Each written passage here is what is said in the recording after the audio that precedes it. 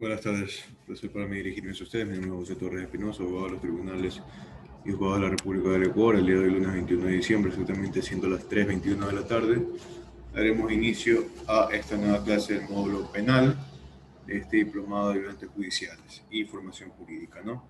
En primer lugar, quisiera hacer una retroalimentación de lo que fue el deber enviado la semana pasada, desde el artículo 417 hasta el artículo 420 del Código Orgánico Integral Penal. Para esto voy a requerir la intervención de 3 estudiantes para comentar los aspectos más importantes del deber, ¿no? Ahora, escucharíamos entonces a Armando Arcos, por favor. Buenas tardes, Armando. Armando Arcos. Aló, buenas tardes. Sí, buenas tardes, Armando. Cuénteme sobre el deber. A ver, el deber del artículo 417 al 420. Del artículo 417 de la prescripción de ejercicio de la acción. El Código Orgánico Integral Penal reconoce a la prescripción como una forma de extinción de la acción penal y limitando el poder punitivo del Estado de persecución y sanción de quienes hayan adecuado su conducta a un tipo penal por efecto del tiempo. El artículo 418, extinción de la acción penal por infracciones sancionadas con multa.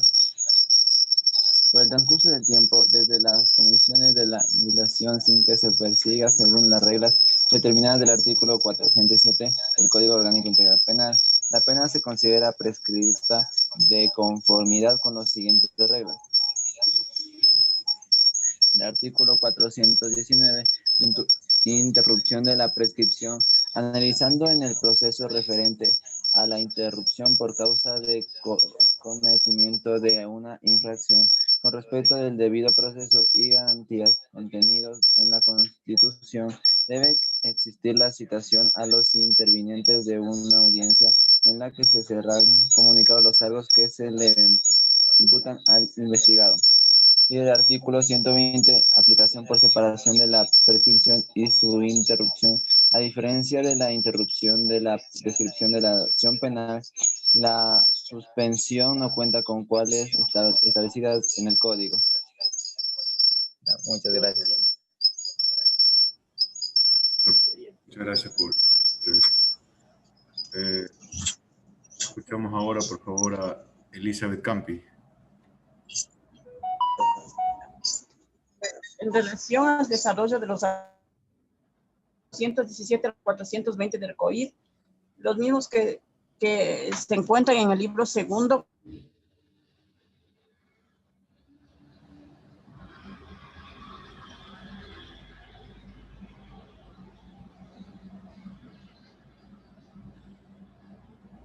Hola.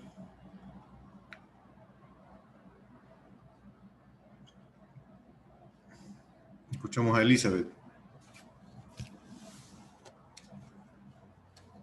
Creo que tuvo un problema con el audio. Escuchamos entonces a Jessica Wilka. Buenas tardes, doctor. Bueno, respecto al anterior deber del artículo 417 al 420 del COIP, el análisis de la prescripción del ejercicio de la acción. Pues bien, en este artículo vemos que la aplicación de los distintos tipos de prescripciones dependerá del momento preprocesal o procesal en el que se encuentre el caso en concreto. De tal manera que el tiempo que se tiene para iniciar la acción penal en el caso o motivo de la representante o de la presente consulta será de 6 meses contados desde el cometimiento de la infracción.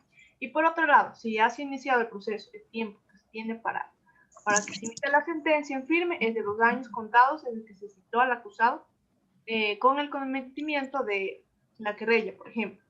En el artículo 418, que nos habla de la extinción de la acción penal por infracciones sancionadas con multa, para ello, me he concentrado en el análisis tanto de la prescripción de la pena como de la acción penal.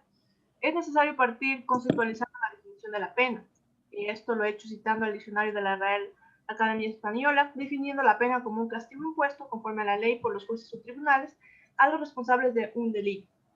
Bueno, mientras que por otra parte es un mal impuesto por el Estado en un procedimiento a través de los órganos legitimados para ello, en el concepto de la multa y de la pena.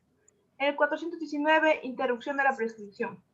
Bueno, como ya sabemos, la interrupción de la prescripción es una forma de mantener la vigencia del derecho, porque el efecto extintivo propio de la prescripción, como ya sabemos, deja de producirse cuando se muestra que se ha ejercitado la acción o se ha reclamado el derecho antes de llegar al plazo. La principal consecuencia de este es que se produce es la de tener que volver a contar con el plazo de prescripción de nuevo por entero, iniciándose el cómputo del día siguiente terminada el acto interruptivo. Y por último, el 420 de la aplicación por separado de la prescripción, también para ello he citado varios juristas. Sin embargo, tenemos la jurisprudencia del Tribunal Supremo que ha venido declarando la prescripción, en la cual se presenta la naturaleza sustantiva, la legalidad ordinaria y el próximo también el instituto de la caducidad, entre otros. Eso, doctor, en cuanto a mi deber. Listo, muchas gracias Jessica por su intervención.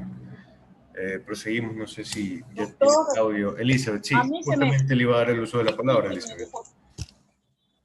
Ya, por favor, entonces, no sé qué pasó, pero bueno, ya, entonces, en relación a los artículos del 417, como estaba indicando, habla de la prescripción del ejercicio de la acción. Establece que la prescripción es una institución universalmente aceptada por medio de la cual el transcurso del tiempo extingue la posibilidad de iniciar un proceso o de una vez que se ha iniciado el proceso se llegue a concluir el mismo. En el 417 del COIP se toma en cuenta dos factores para determinar los plazos y formas en los que opera la prescripción penal de la acción. Primero, si el delito es de ejercicio público o privado de la acción, y segundo, si se ha iniciado el correspondiente proceso en base de estos factores, se pueden presentar los siguientes escenarios. El uno, que sea delitos en ejercicio público de la acción, y el otro en ejercicios privados. En delitos de ejercicio público de la acción prescribe en el mismo tiempo que el máximo de la pena de privación de libertad prevista en el tipo, pero en ningún caso será menor a 5 años, y el plazo se cuenta desde la fecha en que se cometió el delito. En los casos que ya se ha iniciado el proceso, el plazo es el mismo que en el caso anterior. Por otro lado, en los delitos del ejercicio privado de la acción, si no se ha iniciado el proceso, el plazo será de 6 meses contados desde la fecha del delito, según lo determina el literal B del numeral tercero del 417 del COIP. Y si se ha iniciado el proceso, el plazo será de 2 años contados desde la fecha en que se citó al acusado con la querella. En el 418 se habla de la extinción de la acción penal por infracciones sancionadas con multa.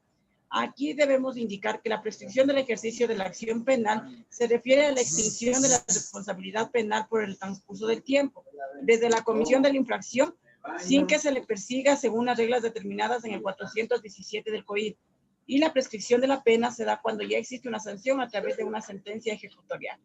El 419, en relación a lo que es la interrupción de la prescripción, establece que la prescripción de la acción penal se interrumpe cuando a la persona se le inicia otro proceso penal por la comisión de otra infracción, pero si luego la persona es sobreseída o recibe una sentencia ratificatoria de inocencia, no se tomará en cuenta el plazo de la suspensión. Y finalmente, el artículo 420, que habla de la aplicación por separado entre la prescripción y su interrupción. Aquí se debe destacar que si comienza la continuación del proceso penal depende de cualquier cosa resolver en otro procedimiento, se debe considerar en suspenso la prescripción, por ejemplo, en una cuestión prejudicial y también en una prerrogativa de un juicio. La prescripción de la acción puede ser contabilizada a través del plazo ordinario y el plazo extraordinario. Dentro del plazo ordinario, la prescripción es equivalente al máximo de la pena fijada en la ley y en caso de ser privativa de libertad. Y si es privativa de libertad, la acción prescribe a los 2 años. Y en casos de delitos cometidos por funcionarios y servidores públicos contra el patrimonio del Estado y organismos sostenidos por este, el plazo de la prescripción llega a duplicarse. Ese es, en resumen, el análisis de los 4 artículos que mandó, doctor. Muchas gracias, estimada Elizabeth. Muy buen análisis. Ahora, ya con esta retroalimentación vamos a proseguir con la clase del día de hoy. Correspondiente a los artículos 421 del COIP y posteriores, ¿no? Proseguiremos entonces con el artículo 421, el cual trata acerca de la denuncia. Habrá que definir en primer lugar qué es la denuncia procesal penal, ¿no? Según la doctrina.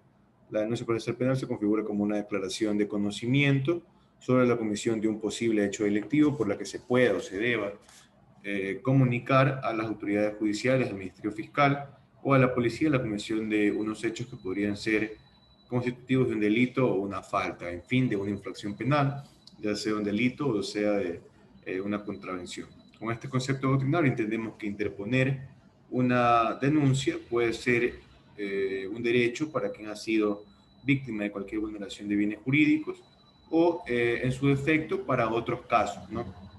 Para otros casos, por ejemplo, tenemos el caso del cónyuge de la persona afectada, el caso de los ascendientes, descendientes, personas hasta cuarto grado de consanguinidad o hasta segundo de afinidad. Todas estas personas podrán ser legitimadas y podrán ser consideradas como víctimas según el Código Integral Penal, según lo que veremos también en artículos posteriores en esta clase, ¿no?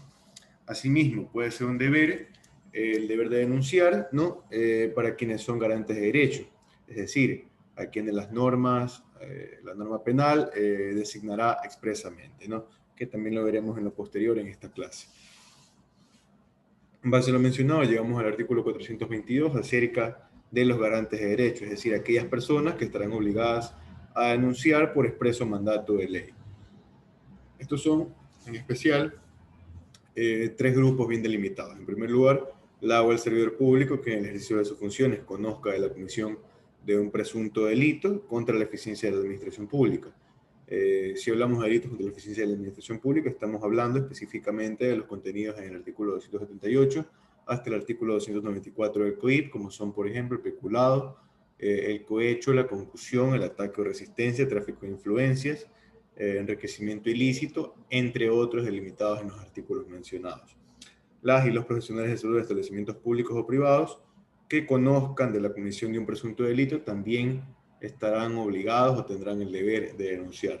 Por último, tendrán el deber de denunciar las o los directores, educadores u otras personas responsables de instituciones educativas por presuntos delitos cometidos en dichos centros, incluyendo lo que son los delitos de discriminación, ¿no? Son los más comunes en el ámbito educativo. Entonces, entendemos que deberá comprobarse fehacientemente que dichas personas, los tres grupos que les acabo de comentar, conocían el hecho. Si esto no se comprueba de la debida manera, se entenderá que no existe ningún tipo de responsabilidad ni deber de denunciar. En base a este deber, se enuncia la cláusula de equivalencia, que es una modalidad de conducta que tiene como modalidad de conducta la omisión, ¿no?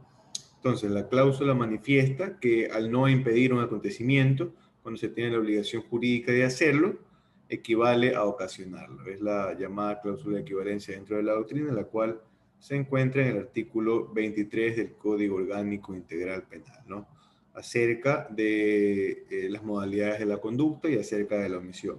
Otra concordancia acerca de esta aseveración la encontramos en el artículo 42 del COIP, específicamente su numeral 1, que manifiesta que dentro del cometimiento de una infracción penal se les procesará por autoría directa a quienes no impidan o procuren al menos impedir que se evite la ejecución de un delito, teniendo el deber jurídico de realizarlo o de hacerlo, ¿no?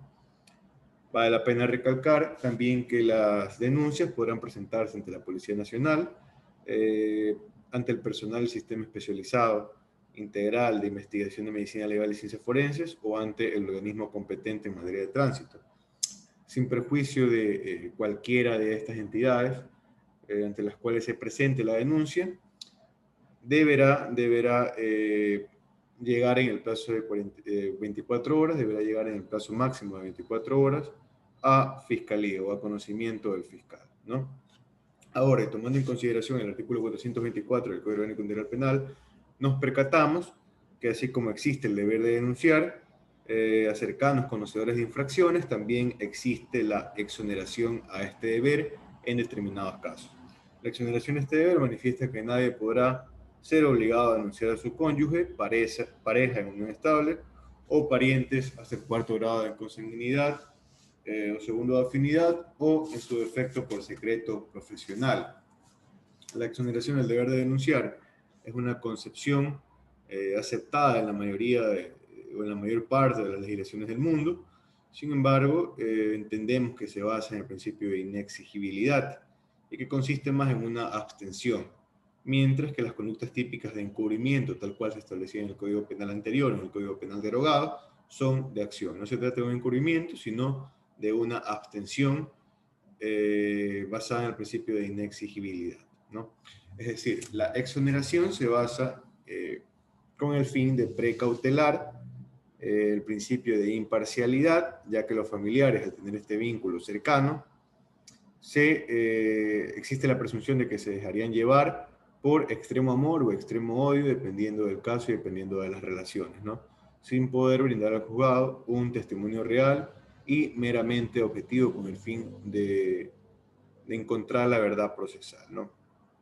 Sin perjuicio de la aparición de efectos postraumáticos o psicológicos de los cuales sería objeto el miembro familiar, que estaría en su defecto obligado a declarar en contra de su familiar, ¿no? Ahora, a pesar de que esta concepción sea casi mundialmente aceptada, la exoneración del deber de denunciar vulnera según mi criterio, derechos constitucionales de las víctimas en casos de delitos sexuales, principalmente porque estos actos son ocultados por parte de los familiares más directos, por vergüenza social y asimismo. Por esta razón es importante tomar conciencia sobre este problema jurídico-social, de los cuales las víctimas pueden ser niños, niñas, adolescentes, o incluso mujeres o personas con discapacidad. Para finalizar este punto, se establece la exoneración del deber de denunciar por la búsqueda de evitar dilaciones innecesarias con testimonios presuntamente no objetivos. Si el cónyuge, pareja o parientes hasta cuarto grado de consanguinidad o segundo grado de afinidad deseen o tengan la idea de ser testigos dentro de este proceso, podrán realizarlo sin ningún tipo de impedimento, ya que recordemos que no existe la prohibición de denunciar, sino más bien aquella exoneración, una abstención, ¿no? Ya revisado el artículo 424, avanzaremos al artículo 425 del Código Orgánico Integral Penal, el mismo que determina que el fiscal solicitará al denunciante que reconozca la denuncia sin juramento. Es decir, al momento de interponer una denuncia, el denunciante deberá reconocer la misma, ¿no? Sin embargo, no presentará ningún tipo de juramento. El fiscal tendrá la responsabilidad, asimismo, de mencionar acerca de las represalias que existirían en el caso de que la denuncia pueda ser considerada, según juzgado, como temeraria o maliciosa, entendiéndose la malicia como la situación anímica en que se encuentra que litiga a sabiendas de su falta de razón, y temerario, que quiere decir imprudente, que desafía los peligros o ataca sin justicia ni razón los valores morales del prójimo. Quienes así actúan, ya sea por ignorancia, imbecilidad o peligrosidad, y no prueben su denuncia, irán a pasar a la cárcel, irán a parar a la cárcel, también pagarán lo que es una fuerte indemnización pecuniaria, teniendo en cuenta la base legal de lo que acabo de comentar, establecida en el artículo 261 del COIP, con una pena privativa de libertad de 6 meses a 1 año por este delito de acusación o denuncia maliciosa y temeraria, ¿no? Tal cual les comentaba en clases anteriores, la denuncia podrá formularse de manera escrita, es decir, formulada por un abogado privado.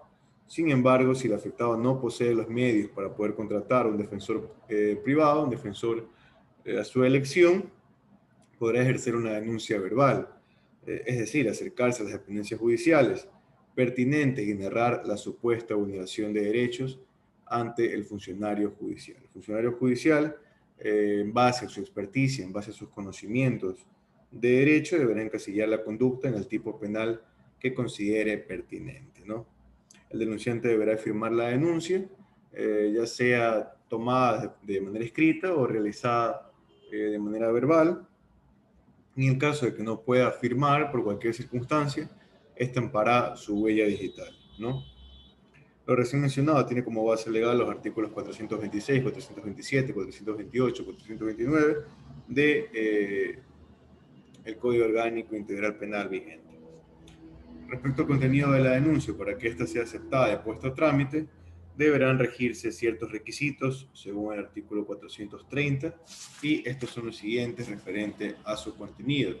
La denuncia, en primer lugar, deberá contener los generales de ley del denunciante, como son, por ejemplo, nombres, apellidos, dirección domiciliaria, correo electrónico. También deberá poseer la relación clara y precisa del denunciante con la supuesta vulneración de derechos por parte del denunciado, ¿no? Debe haber o debe existir un nexo un nexo causal en este caso, entre el denunciante y el denunciado, de ser posible la descripción de los hechos, además de la conexión de hechos entre las partes. Se deberá expresar día, hora y lugar en el que fue cometido el supuesto ilícito, que todo esto con el fin de que el fiscal pueda conocer la mayor cantidad de detalles dentro de la infracción y pueda utilizar un poco la empatía al momento de impulsar este proceso, ¿no?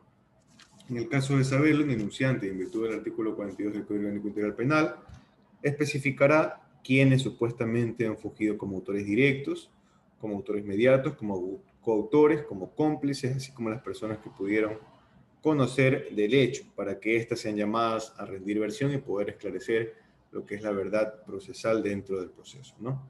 Ahora, veremos ciertas generalidades acerca de la acusación particular, que se encuentra regulada en el artículo 432 hasta el artículo 438 del Código Orgánico Integral Penal. La diferencia que existe entre la denuncia y la acusación particular es que en la primera hay una manifestación de conocimiento simple, es decir, un denunciante y un perjudicado pone en manos de Fiscalía el impulso de la causa.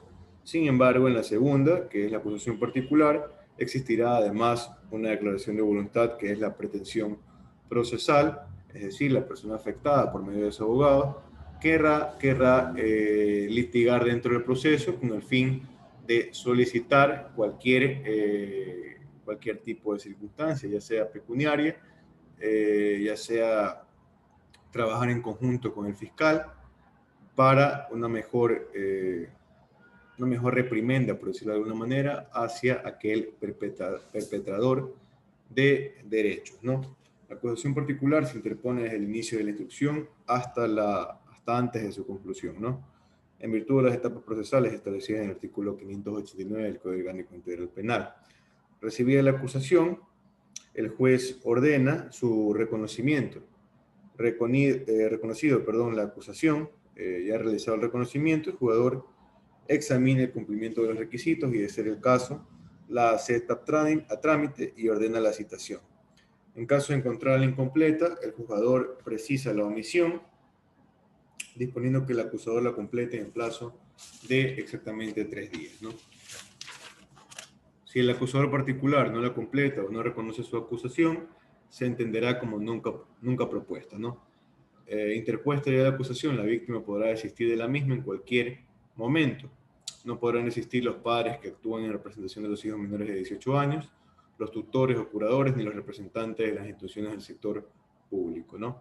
Durante el trámite de la causa, el acusador particular puede comparecer por intermedio de su abogado o procurador judicial a las audiencias, salvo en la audiencia de juicio, en la que deberá estar presente personalmente aquel acusador particular.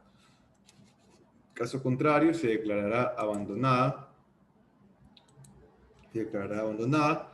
la acusación particular, continuando el proceso únicamente con los impulsos por medio del fiscal, ¿no?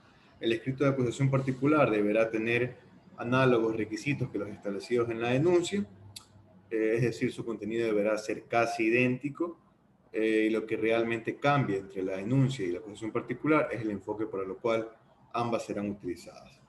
Terminando este tema, avanzaremos con los sujetos procesales dentro de un proceso penal. Es así como tenemos como sujetos procesales a la persona procesada, la víctima, la fiscalía y la defensa. Veremos el día de hoy la definición de lo que es la persona procesada, la víctima y la fiscalía, quedando únicamente la defensa para la posterior clase, ¿no? Para la clase de la próxima semana. Lo mencionado se encuentra establecido en el artículo 439 del Código Orgánico Integral Penal y vamos a definir cada una de estas partes. En primer lugar, tenemos a la persona procesada. Es aquella persona que supuestamente ha vulnerado derechos, contra la cual el fiscal formulará cargos. Dicha persona tendrá la potestad de ejercer los derechos del debido proceso establecido en el artículo 76 y 77 de la Constitución de la República del Ecuador y en los tratados internacionales de derechos humanos.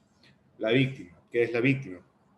Serán aquellas personas naturales o jurídicas que individual o colectivamente han sufrido algún daño a un bien jurídico de manera directa o indirecta. Preponderantemente, esta persona es la víctima.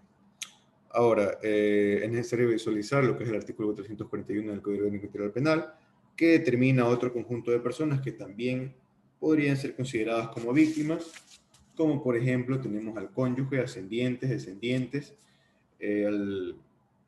a las personas dentro del segundo grado de consanguinidad o primero de afinidad de la persona directamente afectada.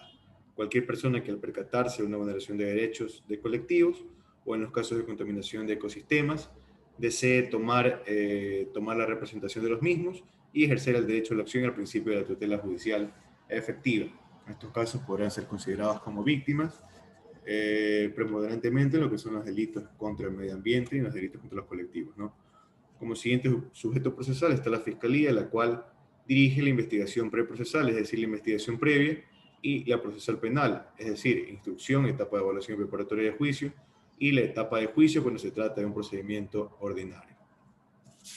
La Fiscalía se encargará de dirigir el Sistema Especializado Integral de Investigación, Medicina Legal y Ciencias Forenses y el Sistema de Protección y Asistencia de las Víctimas, testigos y otros participantes en el proceso. Es decir, estas entidades únicamente podrán ejercer sus funciones con impulsos por parte de Fiscalía y con requerimientos por parte de Fiscalía, y se regirán también a manuales de procedimientos y normas técnicas por parte de Fiscalía. Su accionar se regirá específicamente a la Fiscalía General del Estado, ¿no? Respecto a las atribuciones del fiscal, las encontramos en el artículo 444 del Código Orgánico Integral Penal y son las siguientes. En primer lugar, recibir denuncias. En segundo lugar, reconocer lugares, huellas, señales, armas, objetos, por medio de pericias y diligencias efectuadas por el Sistema Especializado Integral de Investigación, Medicina Legal y Ciencias Forenses, que el más común tenemos como el reconocimiento del lugar de los hechos, ¿no? Asimismo, el fiscal deberá ser garante en todo momento de velar por la integridad de la cadena de custodia, es decir, por aquel sistema de control y registro que se aplica al indicio, evidencia, objeto, instrumento, producto del hecho delictivo, que durará desde su localización hasta la orden de la autoridad competente, teniendo en cuenta lo establecido por el artículo 457 del Código Orgánico Integral Penal, que manifiesta que los criterios de valoración para que una prueba sea realmente tomada en cuenta en un proceso penal que sea válida serán los siguientes: en primer lugar, legalidad; en segundo lugar, la autenticidad; en tercer lugar, sometimiento correcto a la cadena de custodia y el grado actual de aceptación científica y técnica que tenga. Por eso la importancia y la función que tiene el fiscal de mantener intacta lo que es la cadena de custodia. Fiscalía también formulará cargos, impulsará y sustentará la acusación de haber mérito o se abstendrá del ejercicio público de la acción por la aplicación de lo que es el principio de oportunidad o por cuestiones de prejudicialidad, ¿no? Siempre tomando en cuenta lo que son las reglas de este principio de oportunidad y las cuestiones de prejudicialidad, ¿no? También podrá recibir versiones y aceptar testimonios anticipados en el caso de que sea pertinente en ese caso, ¿no? Será competencia del fiscal de flagrancia disponer que la persona prendida por delito flagrante sea puesta en las órdenes del juzgador de flagrancia para que se desarrolle la audiencia de formulación de cargos a fin de que se resuelva su situación jurídica en un lapso no mayor a 24 horas desde que se dio la aprehensión. Esa es la función que tiene directamente el fiscal de flagrancia, precautelar que el juzgador aboque conocimiento sobre la situación jurídica de la persona prendida, ¿no? En dicha audiencia, es decir, en la audiencia de formulación de cargos y durante el transcurso del proceso, el fiscal podrá solicitar medidas cautelares establecidas en el artículo 522 del Código Orgánico Integral Penal, como son, por ejemplo, la prohibición de ausentarse del país, la obligación de presentarse periódicamente ante el juzgador, arresto domiciliario, dispositivo de vigilancia electrónica, detención o prisión preventiva, ¿no? Asimismo, podrá solicitar medidas de protección, tal cual las establecidas en el artículo 588 del Código Orgánico Integral Penal, como la extensión de boleta de auxilio, la prohibición de la persona procesada de concurrir a ciertos lugares y reuniones, la prohibición de la persona procesada de acercarse a la víctima, testigos, entre otras medidas de protección que se encuentran en el artículo que ya les he mencionado. Ahora, respecto al deber para la próxima semana, vamos a realizar desde los artículos 445 hasta el artículo 450. Vamos a desarrollar estos artículos. Se podrá presentar hasta el día miércoles 23 de